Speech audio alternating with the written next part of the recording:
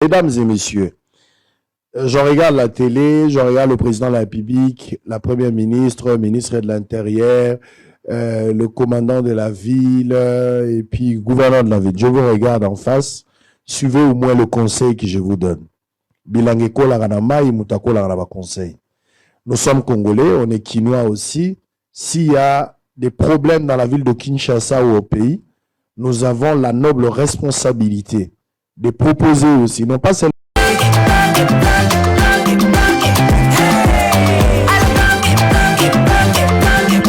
Oyoki elenge ya Congo, tapelema, tapelema, tapelema, tapelema, tapelema, tapelema. Je regarde la télé, je regarde le président de la République, la première ministre, le ministre de l'Intérieur, le commandant de la ville et puis le gouverneur de la ville. Je vous regarde en face, suivez au moins le conseil que je vous donne. Bilangeko la ranama, imutako la ranama conseil. Nous sommes Congolais, on est Quinois aussi. S'il y a des problèmes dans la ville de Kinshasa ou au pays, nous avons la noble responsabilité de proposer aussi, non pas seulement de critiquer, d'analyser, mais nous pouvons aussi vous proposer. Je vous propose quelques éléments aujourd'hui pour lutter contre l'insécurité dans la ville-province de Kinshasa et dans d'autres villes du pays. Arrêtez avec le côté communicationnel propagandiste au Bozanango, où nous voyons matin, midi, soir, des gens à la télé, sur YouTube, Facebook, en train de vanter les prouesses du commandant de la ville, du gouverneur, ou bien le ministre de l'Intérieur ou de Fachi. On n'en a pas besoin. L'insécurité et insécurité. Vous ne pouvez pas mâcher les mots. Tant que nous n'avons tout naté aux amours d'Idepes, aux amours Talamuka, est-ce que les amours Tabako, les amours Tony Oka, Mouta Tshisekedi, Mouta Moïse Kato, ils ne demandent pas. Ils posent des actes et nous avons des conséquences néfastes, réelles dans la société. Il y a des solutions à court terme, à moyen terme et à long terme. La plupart des gens qui posent des actes ici, en République démocratique du Congo, surtout à Kinshasa, sont connus. Pour avoir travaillé aux côtés du général Kanyama, je maîtrise ce dossier. Je le dis ici sous contrôle. Il y a général Oleko Azolandabiso. Ce que je vous demande, c'est quoi? Les criminels sont connus. C'est difficile. La police, à un certain moment même, base des données, la police est zalagité. C'est inadmissible. Mais aujourd'hui, avec la police criminelle actuelle, la plupart des criminels, bazali répertoriés la base de données à criminalité. Ça, c'est déjà un élément. Je ne vous interdis pas de faire des patrouilles au Bossala, patrouille mixte avec les FARDC. Ça, c'est vraiment la routine et zali le travail de la police de faire ce genre de patrouilles. Mais il faut de ça, la patrouille ciblée, des opérations ciblées, parce que les personnes au bas opposé à actes criminels à Kinshasa sont connues. Donc, de coup, 1500 jeunes. Ça, c'est de l'aventure, à mon avis. Ce que je vous suggère ici, c'est de faire des opérations ciblées. Bouyebi criminel. Criminel azali, tata nangai, maman nangai, leki nayo, mwasi nayo, ndeko nayo, mobali nayo. Donc, baza bateau pour vendre na bango. Mais bateau wana bakanga bango déjà. Ba magistrat bakota na G, ou soit c'est un réseau. Pour manque ya ba preuve, ba pesa ba raison ba libérer bateau wana. Bazali 7 fois, oui, il faut arrêter. Faites des opérations ciblées, arrêtez ces gens. Et quand vous arrêtez ces gens, arrêtez de faire la publicité à la télé. Je vous ai déjà donné le message. Arrêtez de faire des publicités à la télé. Donc, ceux qui ont salami, prenez déjà soin de donner les traitements appropriés. Bokangi bateau, bazaba criminel, identifié, connu. Boyebi, c'est ce que vous devez faire. Je ne vous donne pas la leçon ici. Ce que je suis en train de dire, vous êtes en train de comprendre, mesdames et messieurs. Ça, c'est la première des choses. La deuxième des choses, mesdames et messieurs, je demande à l'autorité après, parce que on a des opérations ciblées, ça vous permet à court terme, les zones criminogènes sont connues. Par exemple, je vous ai parlé de Kingabwa, j'ai parlé de Makala, j'ai parlé de Njili, j'ai parlé de Kimbanseke. Je suis allé un peu partout, je vous ai donné assez d'éléments. Donc aujourd'hui, vous êtes en mesure de faire quelque chose. Mais à moyen terme ou à long terme, vous devez faire c'est quoi? ici. D'abord, il faut botonga ba infrastructure pour la police. Exact. C'est une honte auquel a commis nos kouti babeti mabaya. Babeti à peine mabaya, babeti mabaya. Mabaya babeti. Bache batol ba komi angona peinture, écriture à monene. Ba komi ba lobby siate ya police. C'est inadmissible ce que je suis en train de voir. Doter notre police d'une infrastructure digne. Comment ba ministre bazo kota ba miibi. Ministre a kota ki normal a komi muibi. Ministre a tongi immeuble à 10 niveaux. A komi nango 5, 6. Mais la police ou ya dirigea qui. La police ou ezali pour sécuriser les personnes et leurs biens. Nous sommes incapables de faire quelque chose. C'est inadmissible ce que je suis en train de voir. Mesdames et messieurs. Tout doté police nabisona ba bâtiment moderne. Est-ce que vous avez que bâtiment où est la commissariat provincial de la police de la ville province de Kinshasa où est sur 24 et ça ndaku ya l'état à moins que l'état le baranga a sombi yango. Mais depuis 2015 jusqu'à 2023-24 en tout cas la information la possession ndaku ya l'état ce que l'état a sombi ya bisabso ka sombi l'état a locataire même sur 24. C'est inadmissible. Ndaku ya police ezali wapi ezali honte tout le monde la police bazala bangar. C'est inadmissible. Donc, vous dotez de l'infrastructure. De droit. Les encadreurs et la police, bateau et va payer sa formation. Encadreurs mingi bazate. Le encadreur mingi bazana bangote. Il faut chercher à avoir des encadreurs ou ba reformer la police. Ceux qui encadreurs bazali c'est bien. Il faut un bon recrutement. Bon recruter ba détient la société te ba désœuvrer te. Bon ba élite. Mais ba élite ba koya ceux qui mbongo ya malamu ezali. Bocheli bango li foute ya malamu, bo pesa policier $500, po libanais a foute ka $100 ya pamba tala batunde bazolu ka basa le pa ba libanais na supermarché. So yi police ati ata $300-500 batu bakoya ebele. Bo recruter batu ya qualité, bo pesa bango pe mbongo elongo bani na bango. Likambu ya formation de qualité, c'est très important. Infrastructure na lobby yango, base de données na lobby na bino. Logistique, c'est inadmissible les police azanga logistique. Ndenge ni police azangi logistique. Police azanga logistique, police azanga logistique te. Police azanga logistique te. Bazana mutuka te, bazana manduki te, bazana tenue te, bazana ba moto te, bazana ba grenade assourdissante te. Bazozanga matériel bakosala musala. Miracle ni bakosala. Même ceux qui soda lingi mboka ko ikomi sombe la tenue te. Akoki pe komi sombe la munduki te. Et sengeli bo doter na moyens sont nécessaires pour permettre à la police à quoi kosala musala. Si tel n'est pas le cas, ça ne marchera pas. Bandekolangai, c'est possible de faire quelque chose, de mener des opérations ciblées pour aider ces pays. Mener des opérations ciblées aujourd'hui, Batouana Bayebani.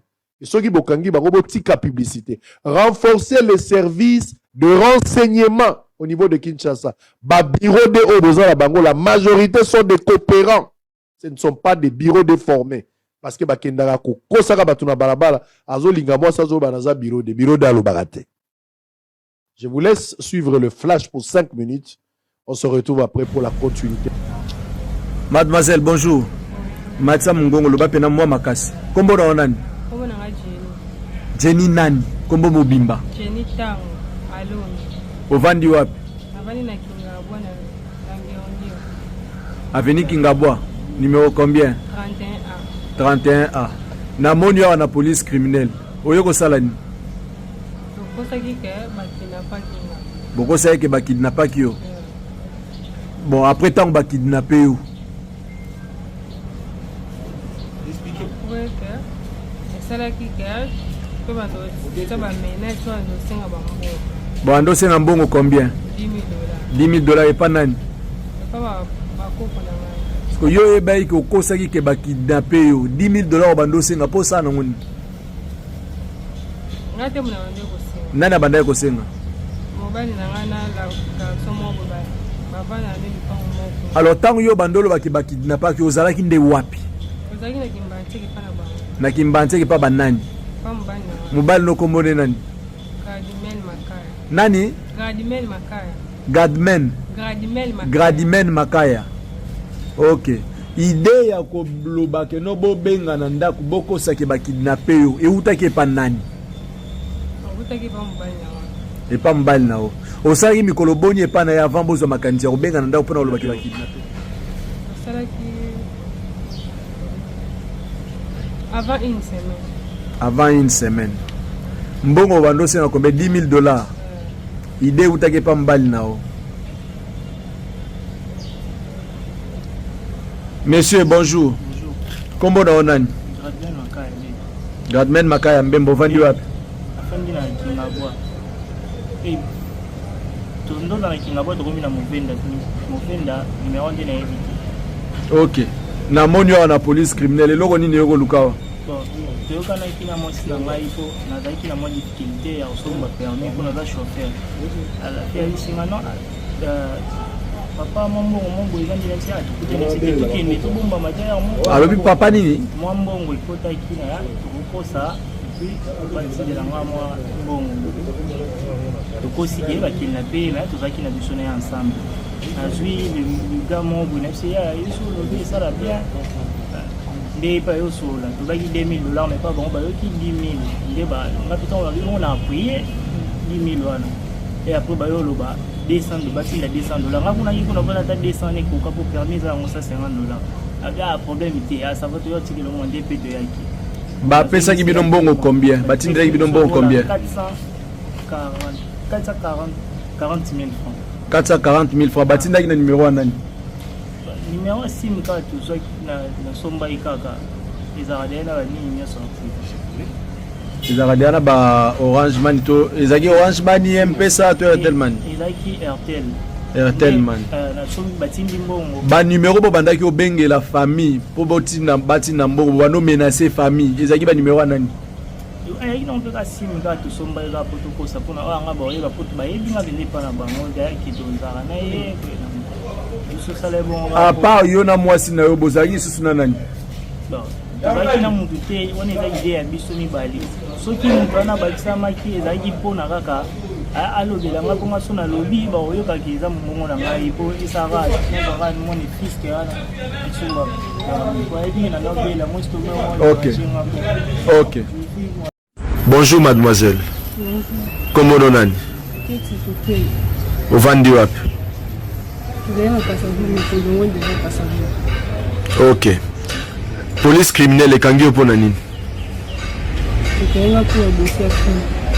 Crime osali nini?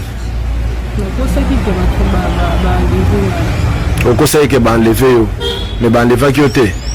Ozalaki wapi ntango ozokosaki banleve yo? Ozalaki na banani? Ndeko na yo kombone nani? Bon ba camarade ba kombo banani? Ba vidéo bosalaki keno ba kangi yo ba bayone o munoko et puis bazo menacer ko bomaro ozaki na banani? Bosalaki ba vidéo na téléphone na nani?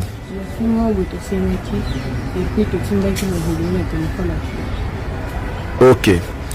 Alors likanisi ezwaki yo ndenge nini? Makanisi utelaki yo wapi?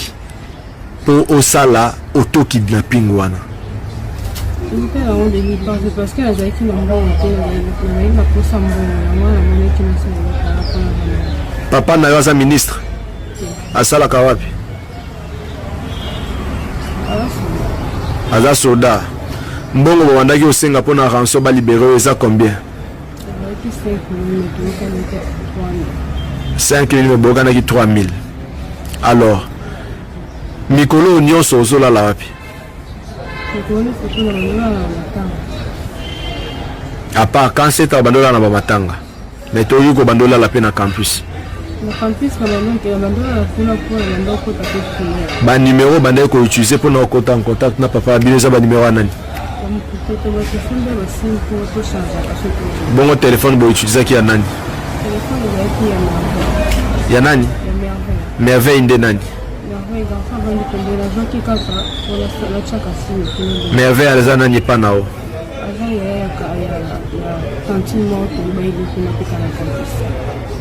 Oyebi mwana mwasi na kombo ya Safi. Boyeba ni ndenge ni? Bosali na musala nini? A implication na eza nini par rapport à makambo?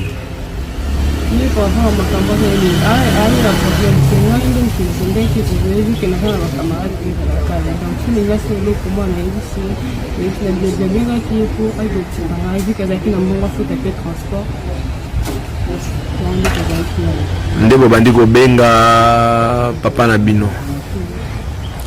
Alors, pasteur wana olali na église na Mikoloboni. Voilà l'église là. 3 jours bien 2 jours. Boye bani na ndengeni. Mais là na kaza ya béni ko afite église là ira quand on est béni. Afite la ko ba béni. C'est pas ba béni. Donc il va ramener pour passer nuit. Mbongo bandaki osenga papa na bino pona auto kidnapping comme rançon. Ezalaki pona nini? Commerce ya nini? Awa sikoyo la police ekangio. Okoyebisa papa na bino. Tango bandaki kosala ba acte wana oyeba ke ezaka infraction. Et oyeba ke no le fait ya kotia ba service en alerte par rapport à dossier à kidnapping d'un citoyen congolais, pourtant ils ont kidnapping te. Oyebi que c'est passible d'une peine de prison. Wana oyebi yango. Banani bayeba ki makambo, banani obetela ki atali solo ya pamba, tanga bakombo.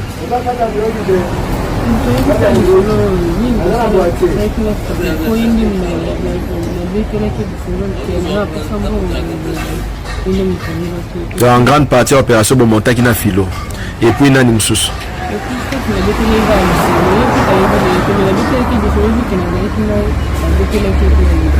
Na inikino betelaki nani lisolo na campus. Béni. Merveille à Ebini.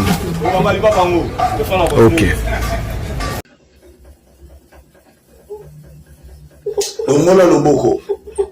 Bonjour madame. Kombo na onani s'il vous plaît. Okokyo matsamungongo mke? Dorcas Mundemba. Ovandi wapi? Avenue Mwabi. Quartier Lukudi. Commune Bandalongwa. Namonio awa na baloko ya groupe de lutte contre la criminalité stupéfiant, communément appelé P-Crime. Oye Ponanini. Oui, j'avais stimulé un kidnapping comme ça. Tu avais simulé un kidnapping. Et ça les makindengenini. Donc ils avaient kidnapping à Lokuta. Oui. Et ça les makindengenini. J'avais pris des vidéos moi-même et puis j'ai envoyé à mon mari parce qu'il y a du problème. J'avais vraiment, j'étais en dépression en fait, tout ce qui est... Bon, alors, dans la vidéo, vous étiez en train de demander une rançon. Pour que va libérer. L'argent que vous demandiez, c'était combien? C'était 15 000 et puis on est descendu à 5 000, comme ça. Okay. Tu étais seul ou tu étais avec quelqu'un? J'étais avec quelqu'un. La personne, c'est qui? Isaac. La vidéo a été tournée où? C'était à DGC. À DGC chez qui? Chez ma soeur de l'église. Comment elle s'appelle? Grâce ta soeur de l'église. Alors, qu'est-ce qui t'avait réellement poussé à simuler ce cas de kidnapping? Je suis mère de 2 enfants. Je suis dans un mariage toxique. J'ai été parce que ça fait que non, j'avais quitté le monsieur par rapport à Bakou, les injures et humiliations que le monsieur me faisait. Mobali Nango, comment il s'appelle? Monsieur Alba Kassanganai. Alba Kassanganai. Oui. Ok. Je me balançais les habits dehors, m'ingérier, m'humilier, rentrer tard à la maison, ivre. Et puis, m'ingérier au fait, donc j'étais comme un vaurien pour lui. Je suis infirmière, lui on le paye plus que moi. Et puis, là, à chaque fois il a prêté l'argent que je lui demande, me disait ça m'a en fout en moitié en 2028. Et au moment où moi j'ai de l'argent, et puis je suis orpheline, j'avais perdu mon frère en 2023. J'avais une grossesse de 7 mois, le monsieur niait même la grossesse en question. Il disait que non, c'est là mon pasteur, lui ne couche pas avec moi parce que le monsieur ne demande pas de sexe, c'est toujours toi qui dois venir vers lui. Donc il ne demande jamais le sexe, c'est toi qui demandes toujours. Des fois si tu le dis, il va te dire que non. Et puis ma famille aussi connaît ma maman. On a bien que ma soeur connaît un peu la vérité par rapport au couple. Maintenant, quand j'ai vu tout ça et puis arrivé, on me disait seulement de rester pour les enfants. Quand ma mère, au fond de moi, je souffrais. J'étais dans la dépression, nervosité. Avec le salaire que je suis infirmière, on me donne 200 000. Tu vois, t'as sorti comment si tu dis que tu es parti avec les enfants. Et puis, ce qui a fait que je quitte le métier pour aller à Terre Jaune. Pendant qu'on s'est chamaillé une fois comme ça, le monsieur m'avait dit que non, il va commencer à sortir avec ma petite sœur. Et puis j'avais appelé ses amis en pleurant comme ça. Et puis le monsieur avait demandé pardon à continuer l'histoire. Mais c'était seulement pas toujours. C'était toujours la même histoire des injures. Ce qu'elle a dit, il y a des filles là, quand j'étais mariée seule, dans tous les problèmes des enfants, je vivais seule. Je pleurais par rapport à ça et puis j'étais devenue en dépression, quel genre de mariage que je suis. Puis une fois comme ça, j'ai prié à la chambre. Quand j'ai terminé, ma soeur m'a dit, oh papa m'a dit, elle était au salon, papa m'a dit que non. Dans tous les ganas, je veux commencer à te donner de l'argent, ne dis pas à ta soeur. Ne dis pas à ta soeur. Et puis, enfin, quand j'ai fini à prier, il est venu me dire que non. Papa m'a dit tous les ganas, il va commencer à me donner l'argent, puis ça m'avait vraiment fait la rage. Et puis j'avais dit cette fois-ci, je quitte seulement le mariage, si je vais périr avec les enfants, je préfère périr que de rester dans un mariage que je ne suis pas heureuse. Et de là que j'étais partie. Maintenant, quand le mari était resté avec mes deux petits frères, parce que j'avais laissé mon aîné qui a 6 ans, il étudie à Joël l'État. Puis moi, je suis partie avec le bébé de 2 ans. Et puis, on avait un problème de l'argent avec moi, notre frère. On avait un problème de l'argent qu'on avait pris. Et puis, le monsieur a fait que non, il avait quoi? Il avait dit à mon frère de quitter sa maison. C'était un peu fait un problème parce que là où je suis à Terre Jaune, c'est la maison de la maman de mon cousin. Donc, pas maman de Kinama. Et puis, tant qu'on commis, et ça a été un peu problème, j'ai essayé un peu de résoudre le problème. Et ça dit que non, on s'est convenu avec le monsieur de venir à Banda le mardi. J'étais à Banda le mardi. Le mercredi, mon petit frère me dit qu'il y a dodo. L'autre petit frère me dit qu'il y a dodo. Appelle un tel, il y a un CD parce que Azul il a fondé monsieur Alba par rapport à Négal Alba qui n'a pas manqué non. Alba les ananaïs. Il y a le béqueno et là, quand il voulait violer la petite sœur. Il n'a pas de preuve, c'est quelque chose, moi je l'avais dit, lui il n'était pas là. Depuis le mercredi, la tension avait commencé à me déranger, j'étais un peu déprimée. Et puis quand je regardais les vidéos et les audios, le monsieur m'a fait tout ce que le monsieur m'a fait, c'est que je dois seulement quitter ici, prendre l'enfant. Et puis c'est pour cela que j'avais dit, je monte seulement.